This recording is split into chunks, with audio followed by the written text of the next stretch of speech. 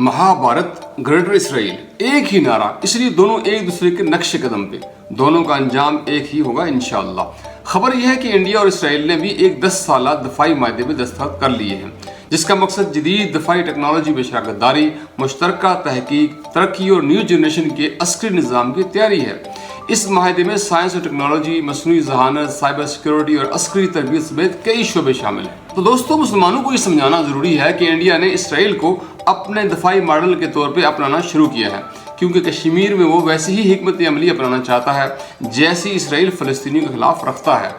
गजा में फ़लस्तीनियों की नस्लकुशी के बावजूद इंडिया इसराइल के साथ दफाई ताल्लुकात बढ़ा रहा है, क्योंकि दोनों ममालिक को एक दूसरे की हिमायत दरकार है। इंडिया नहीं बल्कि मोदी सरकार इस्लाम और मुसलमानों को बिल्कुल वैसे ही दुश्मन बाबू करवा रहा है जैसे गासिब इसराइल, और यही मुश्तरका दुश्मनी इन्हें करीब कर रही है।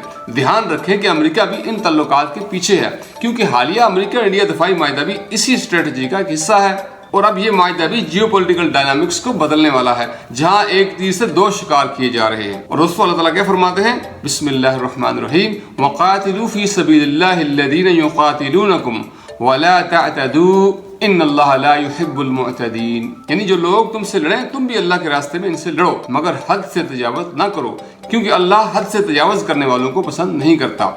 इसलिए हमें जुल्म की हिमायत करने वालों से खबरदार रहना चाहिए और इस्लाम के उसूलों को समझकर जुल्म के खिलाफ आवाज़ बुलंद करनी चाहिए। जी दोस्तों, ये दफाई माहिदा इस हकीकत की अक्कासी करता है कि आलमी ताकतें अपने जियोपॉलिटिकल मफादात के लिए मुसलमान दुनिया के मसलों को नज़रअंदाज करके ही अपने मफादात को तरजीह देती हैं, और हमें इस शतरंज को समझकर अपनी हिकमत अमली बनानी होगी, ताकि मुसलमान एक दूसरे के हरीफ नहीं बल्कि हलीफ बने और ताकत का इस्तेमाल असल दुश्मन के खिलाफ करें।